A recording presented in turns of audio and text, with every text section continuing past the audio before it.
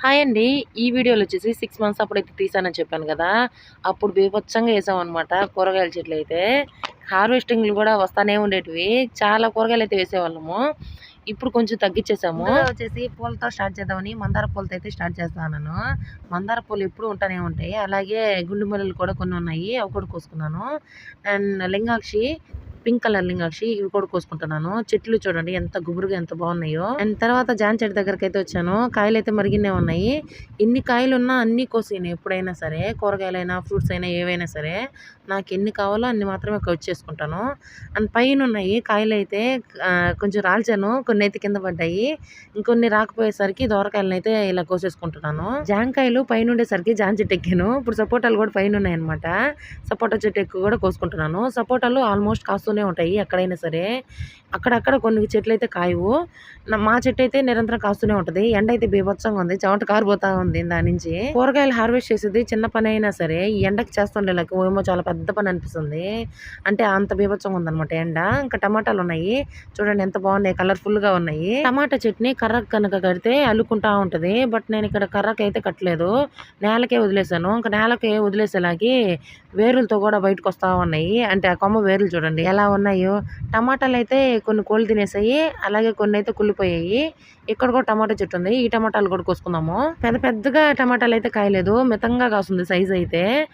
ఎట్లా కాసినా మనం పండించింది చాలా సాటిస్ఫాక్షన్ గా ఉంటది కదా కోసి వండుకునేటప్పుడు. కొన్ని పండివి కొన్ని పచ్చివి అయితే కోసుకున్నాను ఇన్ని. ఇంకా బెండ చెట్ల దగ్గరికి అయితే వచ్చాను. బెండ చెట్లు చూడండి చిన్న చిన్నగానే ఉన్నాయి. ఏందో ఎదగలేదు. కొన్ని కాయలు అయితే ఉన్నాయి బెండకాయలు. అవి కూడా కోసుకుంటూ ఉన్నాను. నాకు ఈ బెండకాయలు చూస్తుంటే మా అన్నోళ్ళు గుర్తొస్తున్నారు.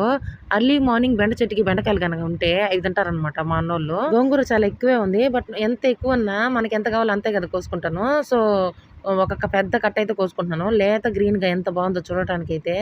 ఇంకా ముల్లంగి దగ్గరికి అయితే వచ్చాను. ముల్లంగి పండించడం చాలా ఈజీ అనమాట. ఆకులు పురుగు తినేస్తున్నాయి కానీ గడ్డ అయితే చాలా ఫ్రెష్ గా బాగుంది. ఆకుకూర కట్ చేసుకుందామని కత్తిరి తీసుకొచ్చాను. ఈ ఆకుకూరతో ఎన్నిసార్లు తాలింపు చేసుకున్నాము. ఆకుకూర తాలింపు చేసుకునేటప్పుడు ఆనియన్స్ ఎక్కువ వేసుకోవాలి. టేస్ట్ అయితే సూపర్ గా ఉంటుంది. అన్ని తాలింపుల్లోకి నాకు ఈ ఆకుకూర తాలింపు అంటే చాలా ఇష్టము. అంత బాగుంటుంది. బీర చెట్టు దగ్గరకు అయితే వచ్చాము. బీరకాయలు అయితే చాలా ఉన్నాయి పిందులు అయితే. బట్ మాక్సిమం కోసుకోలేకపోయాము. ఒక 2-3 సార్లు మాత్రమే బీరకాయలు అయితే కోసుకోగలిగాను. అన్నీ ఏవో పెట్లో ఏవో వచ్చి తినేసేటివి అనమాట. అసలు ఉంచేటివే కాదు. మార్నింగ్ లేచేసరికి ఈ విధంగా తినేసేటివి. ఇదైనా కొద్దిగానే తినుంది. మిగతావైతే చాలా వరకు ఆల్మోస్ట్ తినేసి ఉన్నాయి అనమాట కాయలు మొత్తము. నా ఫేస్ చూస్తుంటే పొలంలో బాగా కష్టపడి వచ్చినట్టుంది కదా. ఈ ఎండకి అలాగే ఉందనమాట హార్వెస్ట్ చేస్తే. ఇక బాగా అలసట వచ్చి గుచ్చినేసాను చెట్టు దగ్గర. పచ్చిమిర్చి పండుమిర్చి ఉన్నాయి కదా అవైతే కట్ చేసుకుంటున్నాను. పండుమిర్చిని ఎండలో పెట్టేస్తే ఎండుమిర్చి అయిపోతాయి అనమాట. సో పండినాక నేనైతే ఎండలో పెట్టేస్తాను ప్రతిసారి. ఇక పచ్చిమిర్చి అయితే ఇంట్లో వాడేసుకుంటాను. చాలా ఓట్లు నేనైతే పచ్చిమిర్చి వాడతాను. సో పచ్చిమిర్చి ఖర్చు ఎక్కువే ఉంటుంది. ప్రతి ఇంట్లో ఒక పచ్చిమిర్చి చెట్టు ఉంటే చాలు. అంటే కొనబడలేదనమాట పచ్చిమిర్చి అయితే. కాస్తనే ఉంటది పచ్చిమిర్చి అనేది. ఈ ముద్ద చెట్లు అయితే బయట కొనుక్కొచ్చాము. అన్ని రెక్క పూలేమో అనుకొని వేసాము. కానీ అన్ని ముద్ద పూలే. చూడటానికి 2 కళ్ళు చాలలేదు. ఎంత అందంగా ఉన్నిందో ఇల్లు అయితే. బట్ ఇప్పుడు ఇవన్నీ పెరికేసేవాళ్ళండి. ఎంత అయిపోయాక వీడియో తీసాను నేను. ఇప్పుడు వచ్చేసి గ్రీన్ వంకాయలు అయితే హార్వెస్ట్ చేస్తున్నాను. గ్రీన్ లో 2 రకాలు అనమాట. రౌండ్ వంకాయ అలాగే పొడవుగా ఉంటది కదా గ్రీన్ అది. ఇది వచ్చేసి పర్పుల్ కలర్ మాగిపోయింది. సో అందుకని ఈ కలర్ ఉందనమాట. ఈ పర్పుల్ కలర్ వంకాయలు అయితే ఎంత బాగా నచ్చాయో నాకు. గుర్తులు గుర్తులుగా నాన్ స్టాప్ గా కాస్తనే ఉంటాయి. గ్రీన్ వంకాయ ఈ విధంగా అయితే కాయదు. ఇది బతుకున్న రోజులు నాన్ స్టాప్ గా ఇలా గుర్తులుగా కాయాల్సిందే. ఎప్పుడు హార్వెస్ట్ ఉంటానే ఉంటది ఈ వంకాయలు కనుక ఉంటే మనకి. తర్వాత వచ్చేసి సొరకాయ దగ్గరికి అయితే వచ్చాను. ఇదైతే కోసుకుంటున్నాను. అండ్ కాకరకాయ 1-2 కాకరకాయలు కనుక ఉంటే పాప వరకే డీప్ ఫ్రై చేసేస్తాను. పాప వరకు సరిపోతాయి అనమాట. సో అవి కూడా హార్వెస్ట్ చేసుకుంటున్నాను. లాస్ట్ కి చిన్న ముద్దపు అయితే మిగిలిందనమాట. లింగాక్షిలు ఈ బయట కూడా ఉన్నాయి అనమాట. అవి కూడా కోసుకుంటున్నాను. ఈ కలర్ కూడా చాలా బాగుంది కదా. రెడ్ అయితే ఇంకా బాగుంటుంది. తర్వాత కాలీఫ్లవర్ దగ్గరికి అయితే వచ్చాము. అన్ని చెట్లకి ఈ చెట్టు అయితే నాకు చాలా రిస్కీ అనిపించింది అనమాట. ఎక్కువ పురుగులే ఉన్నాయి. ఒక 10 మొలకలు వేస్తే 2 మొలకలు బాగుంటున్నాయి. 10 పురుగులే పట్టేస్తున్నాయి ఈ విధంగా. మొత్తం పురుగులే. పక్కన వాటికి కూడా స్ప్రెడ్ అయిపోతా ఉంది. ఒక్కదానికి వస్తే చాలు. పురుగు పడిపోయి ఉంటే ఇంక వేస్ట్ అని అనమాట. వేస్టేజ్ కింద పారేస్తాము. వీటిలో బాగుండే చూసే ఎత్తుకున్నాను. ఇది 2 ఏమో బాగున్నాయి. మిగతా అస్సలు బాగాలేదు. అవన్నీ పారేస్తా ఉన్నాను. దొండ చెట్టు లేతవి ఉన్నాయి చిన్న చిన్నవి అయితే. మిద్దెక్కి చూస్తే ఇంత బ్యూటిఫుల్ గా ఉందన్నమాట.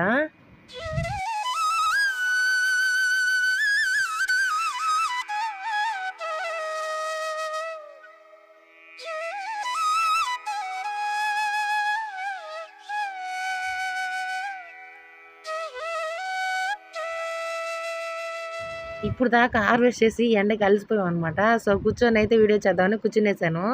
ఏమేమి కోసాను చూద్దాము. గోంగూర అయితే ఒక కట్ట కోసుకున్నాము. ఆకుకూర మరి ఇంతగా కోసుకున్నాము.